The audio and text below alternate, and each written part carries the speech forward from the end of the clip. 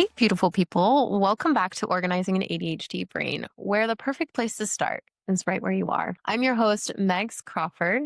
I'm a professional organizer, an ADHD coach, and a fellow work in progress. Because let's be honest, we're all work in progress. This season, season 3, we're talking about the messy middle. Not about the before, not about the after, but all of the stuff that comes in between. Because let's be honest, there's a lot of stuff that comes in between that perfect before and after picture. So let's jump right in. Welcome back to the show. Before we jump in, I want to tell you a little bit about my client, Carolyn. Her and I met in the first fall when I became an organizer. This was just a couple months after I had left my corporate career, and I didn't truly feel like I knew what I was doing, but I felt very confident all at the same time. I am so grateful that I was able to work with her and build the friendship that we did. It was so amazing to watch her grow through this process and grow in her confidence that she had in herself, see things that initially would have taken her so long to make a decision on that took her no time at all as we got into it. And then naturally, when we took breaks, it took a little bit of time to get back into it, but as soon as we got back into the groove, it made sense to let things go. It made sense to know where to put things and so on and so forth. I'm so grateful to have this conversation with Carolyn today. I no longer do in-person organizing as much, but this is a really good example of what you can do. Whether you hire a coach like me virtually or you're hiring someone to come in and support you through the process, asking for help is incredible. It is such a valuable tool in getting to this next step because oftentimes we get in our own brains, and even if we do really well in the beginning, sometimes it can be very hard to keep going. And that's why community is so important. And that can be community in our friends, community in our family. If they're supportive, right? They have kind words to say to us, but also different communities that are online or in your actual community. Like going out and, meeting other moms at the school or meeting other people that you might see in the grocery store, finding ways to make and build connections with them as well.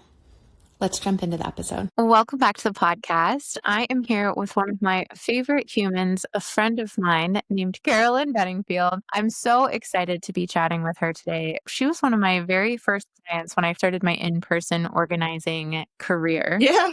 She is a mom of 3, an incredible woman, an advocate, and oh my gosh, what can't you do? There's so many things. You are a knitter. You are an artist. You are a Lego builder. You are a grandma. You are an amazing woman in so many different ways. And I'm so happy to call you a friend. So welcome to the show. Oh. Thanks for being willing to be on the show today. Carolyn is a true example of getting started a little bit later in life as far as decluttering and figuring out the organizing space. But the way that we met was under some pretty unique circumstances. So do you want to tell everyone a little bit about how we met and how I started working for you? Yeah, I think you must have known my daughter from the brewery days, and she brought you over. I don't exactly remember the circumstances, but she brought you over.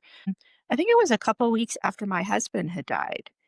And we just kind of sat and talked about getting my space, which is a small 2-bedroom, 700 square foot apartment, into an order that made me feel comfortable and to kind of clean out. I mean, this sounds weird, but clean out my husband's stuff and make it more my space so I wouldn't have to deal with that. I mean, you helped me get through that and realize that I didn't need his notes from when he did his PhD, because they meant nothing to me. I didn't understand what he was doing. So I could get rid of those, but I still have his thesis or whatever you call it. That's like an example of what we worked on. But then the first thing that we did was you gifted me 3 hours and we did my pantry. And every time I go in there, I see your handwriting on the stickers on my flour and coconut flour and almond flour. Yeah. Well, you had these really cute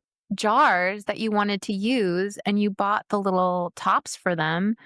And you had all of these great intentions. And I'm like, oh, we got to use these. We got to put them to use to make this happen. So we met your daughter from the brewery. My husband and I started working at Pikes Peak Brewing and Monument. Right. When I first moved out to Colorado, him and I fell in love. And Lindsay, your daughter, Mm-hmm. was one of my favorite humans. She always had the Yeah, biggest yeah. smile on her face. So when she called me to come and check out the house, I was like, yeah, heck yeah. One thing I remember very specifically is, you didn't spend a lot of time in the living room.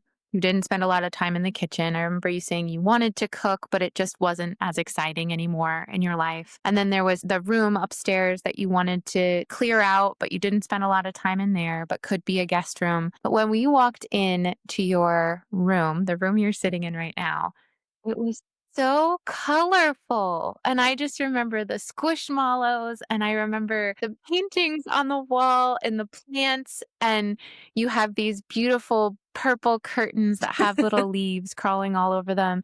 And that stood out in my mind. And so when you said it wasn't the right time, I was like, yeah, I hear you, right? I was continuing to build the business and I was like, you know what? Screw it. I want to go over and help and let's just make this happen. And that was one of the best decisions I could have ever done because we continued to work through the rest of the house. And gosh, it was so fun. We made some real headway in there. Yes, we did. Many, many hours. It was cathartic. There was tears, but we got through it and I felt good about it. And just seeing things in order and not so cluttered. Well, I'm kind of back to cluttered a little bit, but I feel okay about it. Anyway, it really helped my mood because I did feel overwhelmed with stuff. I think at that time, fall of 23 and early 2024 that we were working. I was back and forth to Tennessee to help out with my dad, who was at the time like 98. It was just a process that we got through together and developed a really great friendship.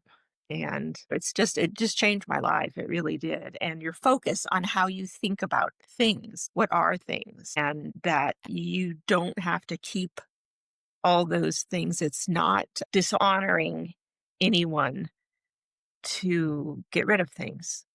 Oh my gosh. Ugh.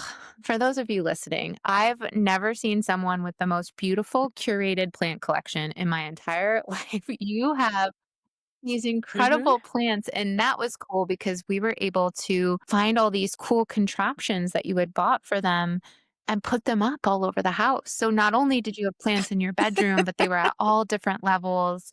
And then in the kitchen and in the front room and the living room.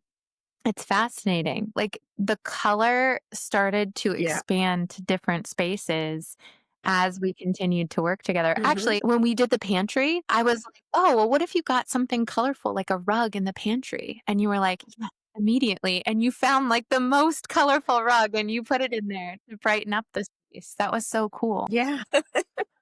Yeah, putting up some of my china, my tea sets in the pantry. I mean, you wouldn't think of doing that. Yeah. We'll talk about so much more, but you mentioned the tea set. And I remember we had to take a little bit of time off because you got diagnosed with breast cancer during this time. And that was ridiculous and awful. And also, you had done so much work to get yourself into a position where you could rest in your home, right? But then Mhm.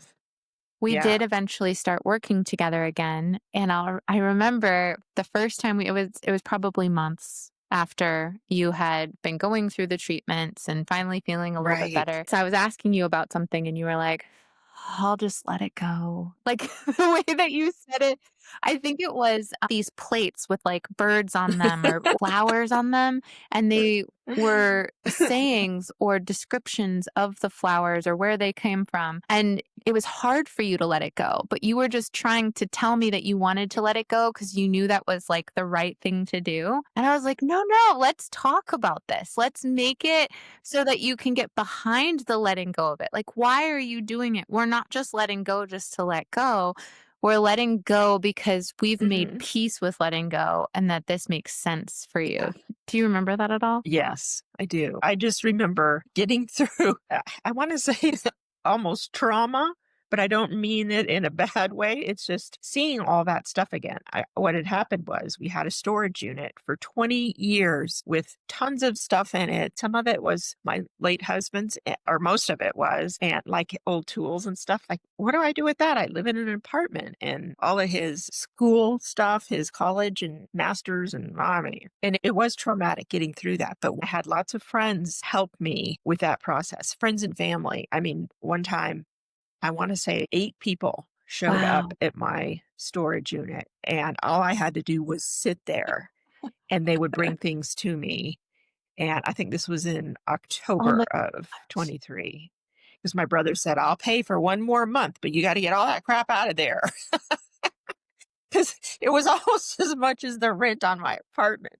So anyway, we got rid of that, but some of it came to the apartment, and it was bringing up old memories, because some of it I hadn't seen in 20 years. Have been sitting in there because we moved from a big house, put all of our stuff in storage, and then took off in our Subaru and went on a trip around the country and stayed in Miami for a year. And then we went to Arizona for a little while. And then we came back and moved into an apartment, and we didn't get rid of this stuff. So I had to deal with it. And part of my goal, I know I'm getting off subject. It's the whole ADHD thing, right? I have the Swedish death cleaning books, and my daughter, who, Lindsay, has no filter on her mouth. Mm. She told me one time, she said, you better get rid of all this shit because I don't want to have to deal with it when you die. So I've got that in my head, and I work towards that goal. And then another thing I'm working towards is that I may move to Florida to a tiny home on my son's property. And it would be probably between 3 and 500 square feet. And so I have to downsize even more. So it's a process going through and looking at stuff and saying, what am I going to do with this? Just minimizing, because it feels good. For Yeah. me, it helps clear my head. Yeah. Oh my gosh. It's so huge. It's like each and every one of our things, while we sometimes want to keep it because we're afraid that we're going to miss the memory, sometimes we keep things that we don't Yeah. ever want to remember the memory again. We're like, that's actually something I don't want to come up, but we then avoid it because we're like, we don't feel like we can let it Yeah. go. Anyway, it's such a fascinating connection that we have to stuff that doesn't Yeah. go away just because people tell us that's weird. It's still there. But when you develop that self trust within yourself, what you did, the more we work together, the easier it was for you to decide, well, that doesn't make sense. That doesn't make sense. But you kept the things that did make sense for you. And we were able to decorate your life with it. Like your rock collection, that was one of my Hmm. favorite things that we ever decorated your space with. And we collected all of them as we were going through. We weren't able to do it right away, but after maybe 3 or 4 sessions, we Yeah. had them Yeah. all in a space and we're like, this is it. We could do this. Yeah. Totally.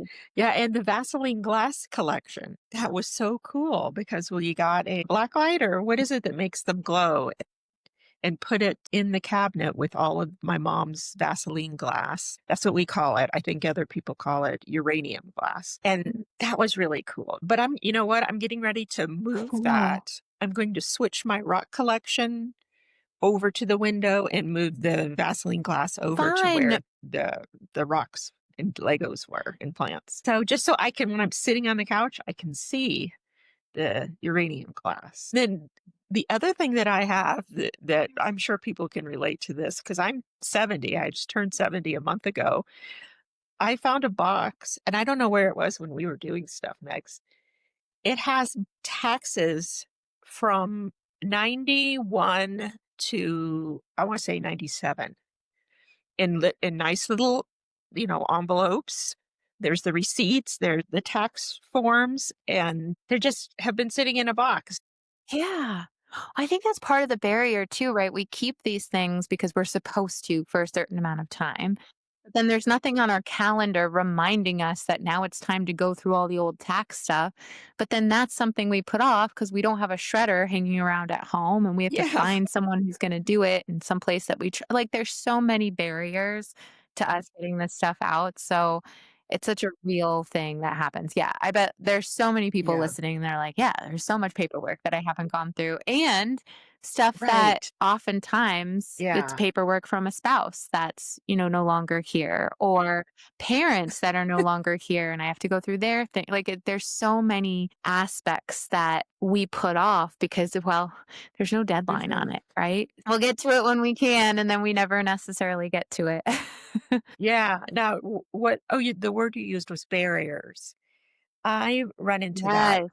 a lot. Right now, I have too many plants. They reproduce. So I'm trying to downsize a little bit. And it's several steps to get to the point where I actually take this plant and repot it and then use that pot for another plant. And it's getting through the process of doing it all, like which soil mix does this plant need and what does this plant need? And it can be really overwhelming. And it seems silly for such a thing as plants, but it's getting through that process and the barriers that pop up. And sometimes I just shut down. No, but the barrier to the letting go of the plants, that's huge because plants light up your life and it's a lot to take care of so many. And you've got so many like cool, different, yeah, it makes a lot of sense. Well, let me ask you. So when you look at the plants, do you feel like you need to get it all done at once? That thought comes in my head, but I know that it's not something I can do. And I have to break it down into rooms, into types of plants. And Then that gets overwhelming too because you're breaking it up that way, like different categories. What's the overall goal with the plants? well, because they're plants and they're growing things, they change just like us. They just change a little faster. I want the plants that make me the most happy. I want to keep them. And I do give away plants, like the 5 little kids with curly blonde hair down live a couple of apartments away from me. They've always liked my plants when they come in. So I gave each one of them a little plant that I had like repotted, like a little jade plant or something. That's awesome. It's fun too whenever I'm talking to people and they're like, I need to do something. I don't know what to do or where to start. And then you just told me how you already started. Even just making that little progress is huge. And then we tend to complicate things because we start, well, in order to let go of plants, I have to decide which ones I want to keep. Yeah. And I'm going to start by like the soil type and then the type of plant. And then maybe I do it by room. And then that's exhausting because we overcomplicate everything. But all you have Yeah. to do is make one decision on one plant at a time. For example, the plant Right. behind you, I know the answer to this, but the one that we can see there, is that one something that you're gonna keep Yes. or you're gonna let go? Okay, there you go. Final decision, that one's not going anywhere, and that's it. And, like, maybe you start with the closest to the door, but it really is just one decision at a time. Not by soil type, not by room, just one item at a time. Before we get all into that, because I'm talking about Mhm. ADHD here, you did not know if you had ADHD or not. That Yeah. wasn't even part of my business at that point.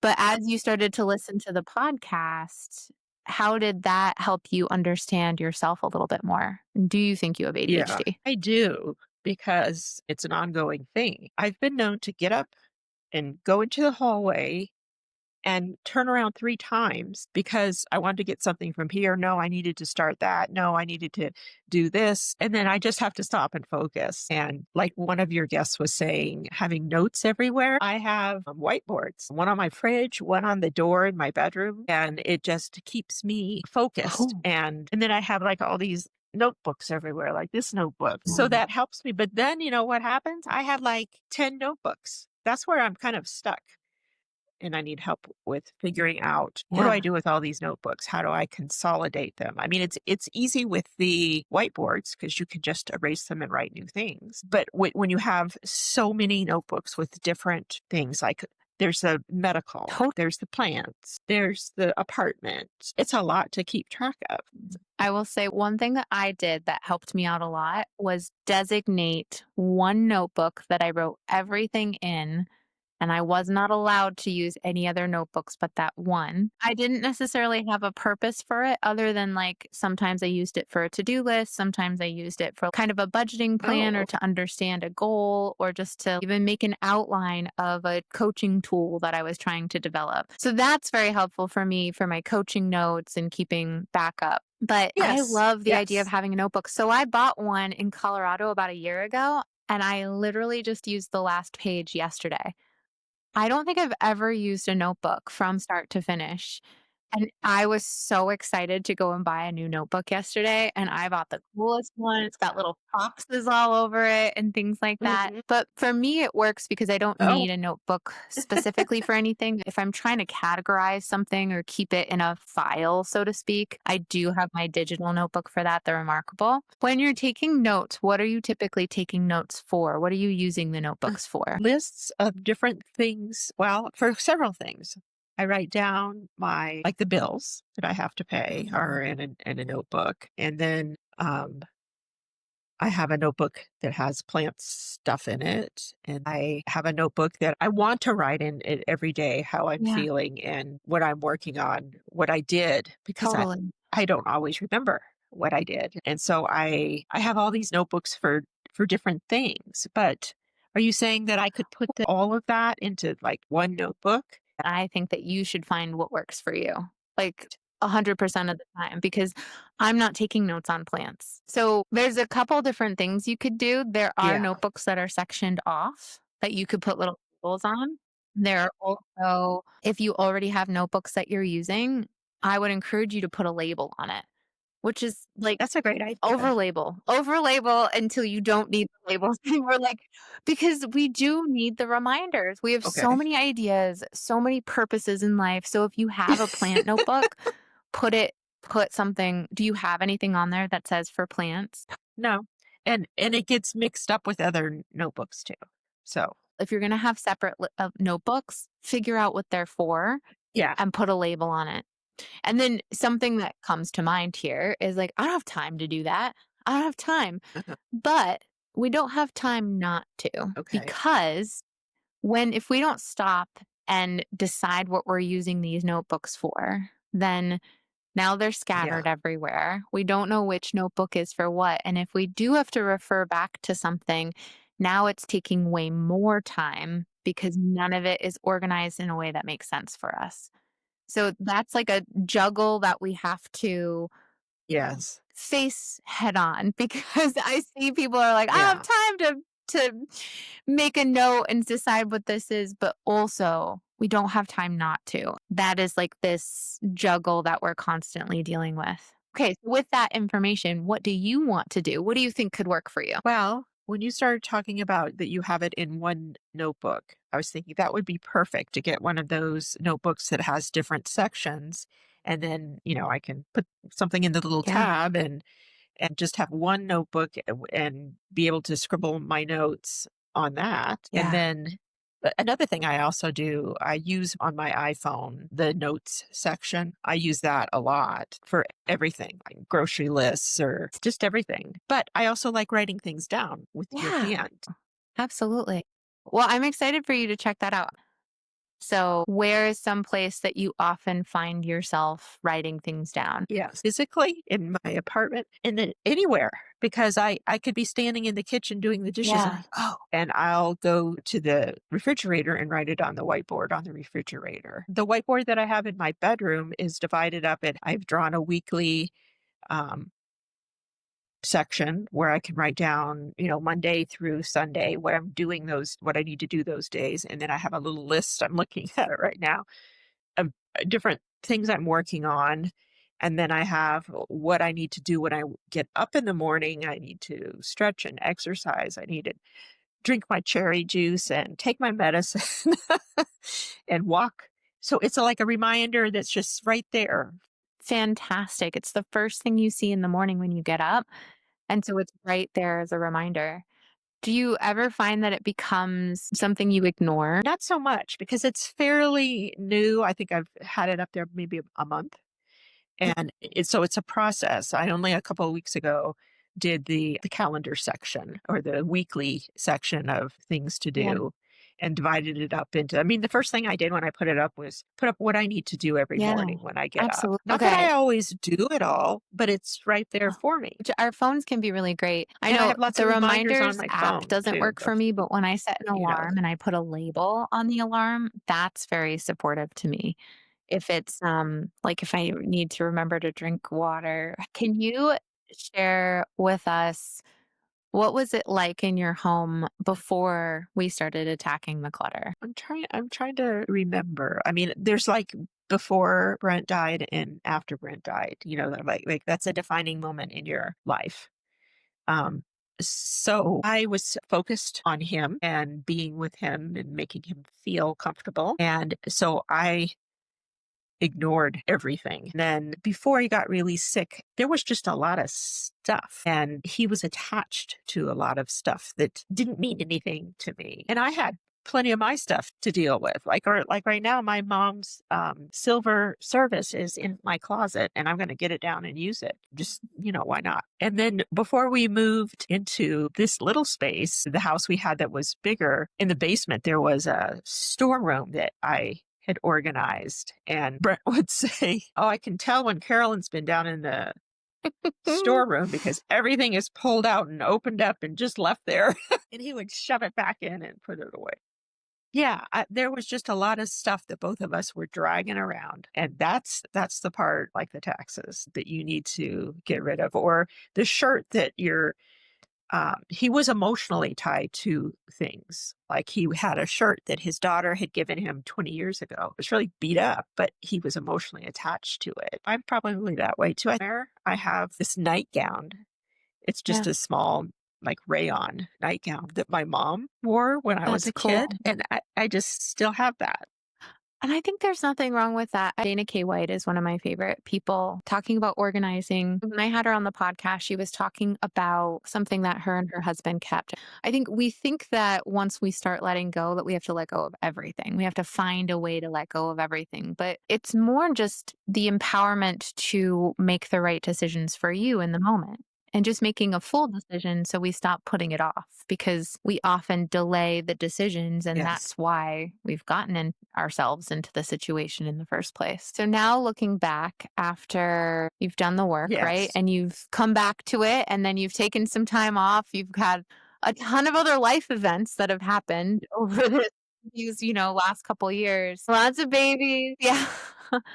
With that in mind, how proud are you of all of this work that you've done? Oh, really proud of it. But my kids, the two older ones, would call me a hoarder, and I didn't like that.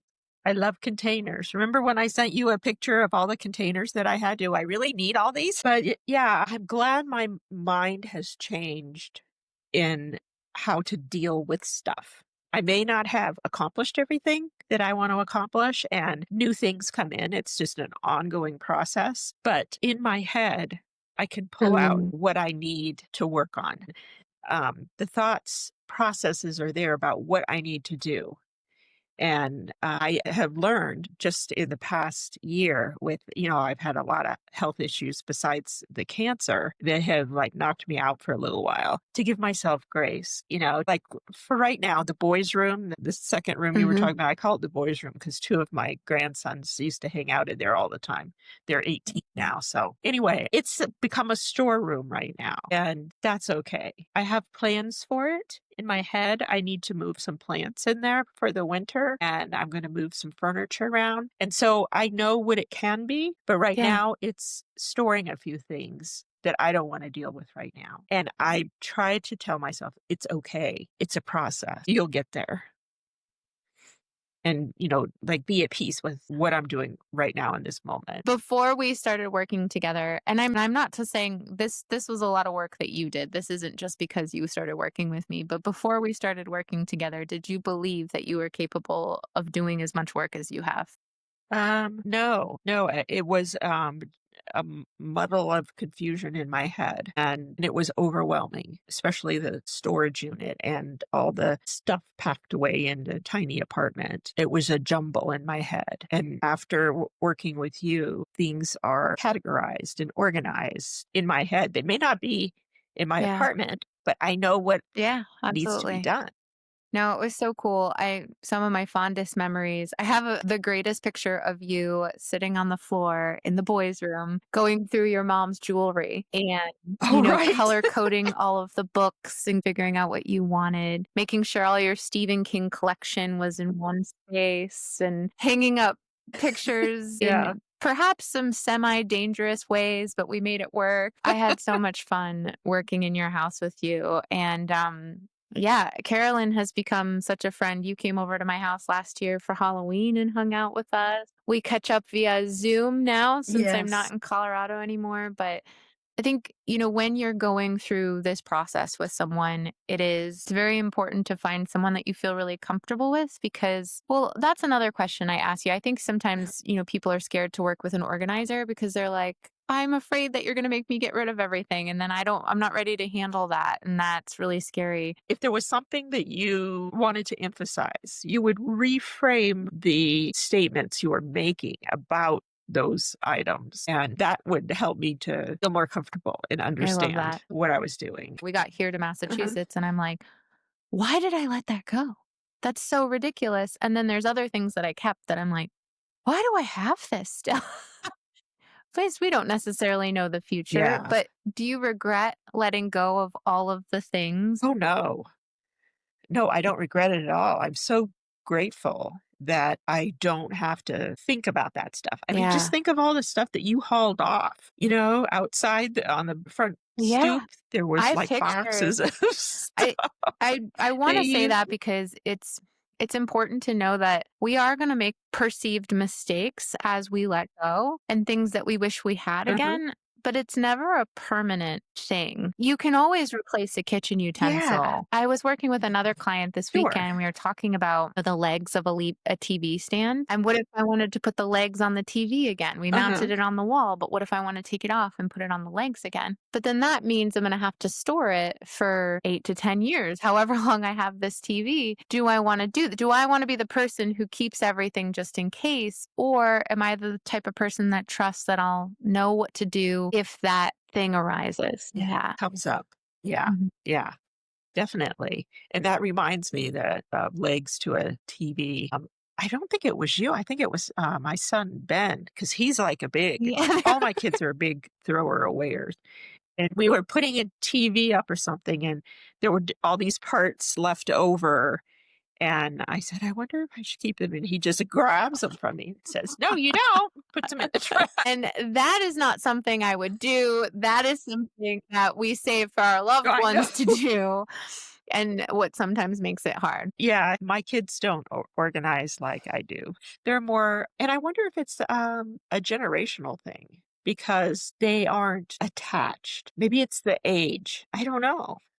There are so many things that come up, and each and every one of my clients are so different in the way that, we hold on to things, the way that we want to understand how to let it go. And Yeah. I know with my parents, they're at the point, it hurts so much to move that it's hard to do anything. And since it is such a big Yeah. project, like, well, why would you start? Because it is such a long process to get to the end of it. But it's also very emotional too. When you're letting go and when you're doing the work, that's not really having anything to do with what you're saying. But my point is that we all hold on to things and we let go in our own ways. And what's fascinating is that even when people come to me and they're like, oh, I just really wish so and so would let go of this more, they're saying that about this other person, but then as I'm working with them, they have their own things that they hold on to and their own things that mean a lot to them. It's just that they don't understand why they're holding on to it over here. So we all have these emotional attachments to things in our own way. But yeah, I do think as far as the generations go, things used to acquire value so much more. Things used to Right. be what showed your worth, if you will, to a degree, right? Or they meant so much until we realized that we had so much and then none of it meant anything because we had too much of it. Yes. Yes. Think of all the dining rooms with big dining room tables and china hutches and all the china and silver and crystal that just aren't really a thing anymore. I still have a couple of sets of china that I need to get rid of. I mean, they're not in my apartment. They're in my daughter's garage. But letting go of that stuff because the value Yeah. has decreased. Like 30 years ago, you could get more money for it, but now it's like you practically Yeah, give it away. exactly. It's Like just not. People just like don't the want Beanie that. Baby collection that I had and always wanted to make a lot of money off of. It's fascinating how times change and it's different now. I just want to thank you for inviting me into your home and just allow me to see the process and to see, so I did it for myself, but to work with you one-on-one for so long from start to finish to see what that experience was Yeah. like, to see you stop and then start again. Like you never gave up. No matter what life curveballs threw at you. And it's still happening, right? Now you're doing Right. it with a different gusto than you had before. You now know how capable you are and that there is, like, you can live in a tiny home because you can absolutely let go enough to get to the point that you're living in a tiny home. And that's incredible. Yeah. That I'm not so attached to things. I am more so than like some other people, like my kids, especially my sons, because they can just let go. But I've learned to be able to let go of those things and that they don't make me who I am. It's the memories are there. And so I don't have to keep a bunch of photos because my son, Steve, the one in that picture, scans all of this stuff that I've had, that I ended up inherited from my parents, lots of photos. But then you can store them and put them right here in your room. And it just goes through and it just makes me so happy Yeah. to like look at the pictures of my family Oh, and I can change it out. But that's an example of you don't have to keep boxes of photos. You can scan them, and then you can just let them go. yeah. Oh, I love They that. don't have to physically be there because they deteriorate too. Yeah. Totally. And that's a whole nother project, right? Adding another thing to our to-do list, which is never ending. Yeah, I mean, it's like that's how life is. You're never finished. You're always it's a process. Life, that's the way life is. You just go from like room to room in your house. You go from year to year in your life. Yeah, beautifully said. Absolutely. Well, Carolyn, thank you so much for being here today. Thanks for being willing to be on a video podcast with me. When you're listening to this, send some kudos over here because what you have done is incredible. And also, being interviewed for the podcast is awesome too. So thanks for being here. Oh, you're welcome. I love being here with you. It's just you're such a great friend. Right back at you. That episode reminded me not only of how far Carolyn has come, but how far I've come in my own journey and how each and every day we build off of what we've done the day before. These little actions that help us grow into the humans that we are today. Carolyn just turned 70 years old and she has let go of so much in her life so that she is able to now dream of living in a tiny home. And she knows how capable she is of doing something like that. That is incredible because when you first start this journey, sometimes it feels like there's never going to be an end and there's never going to be something, there's never going to feel like a goal that you can actually hit. And realistically, you can. It's about making those little changes every single day. Our brains are never going to change. We're always going to look at a situation from an all or nothing perspective. We're always going to look at it that way because that's just how we've been our whole lives. But when you start to notice this and you say, I see that this is what my brain wants to do. And you pause and say, well, what can I do? What's realistic? What is one thing I could do? You start to reframe and take steps toward making changes and taking the teeny tiniest actions towards where you want to go. And I know that those teeny tiny actions don't feel like much, but they prove to ourselves that we can actually do it. And celebrating those little wins add up because it proves to ourselves that we can get back to it and we can build over time. I'm so glad to call Carolyn a friend. And I'm so proud to call all of you listeners and fans of the show. Thank you so much for tuning in. I'm so grateful that you listen to the show each week and show up for yourselves because that's really what this is all about. I've got some really exciting things coming. The membership will open again in January. There will be gift certificates on the website for the holiday season. So if that's something that you would like for whatever holiday you celebrate, I will continue to keep you posted on what that looks like. In addition to that, right now I have 2 openings for coaching in the month of November. If you're at the point where you have tried every single organizing trick and tip up your sleeve and it doesn't feel like it's working, please book a call with me. All you have to do is either email me, Megs, at organizinganadhdbrain.com, or go to organizinganadhdbrain.com/coaching, and you can book a call on my calendar right there. Get an idea if this is right for you so you can figure out what's next. And right now is the perfect place to start. Having a coach through the holidays is an incredible tool to support you in understanding how much time you have, what your capacity is, and what you truly can achieve when you're trying to get from point A to point B. In this episode, I think I forgot that we were talking about the messy middle, because honestly, life is the messy middle. But also, you can do things. You can make plans and you can achieve them. And we can do that together. You can do that in community, or you can do that by continuing to listen to the podcast. Thanks so much for tuning in.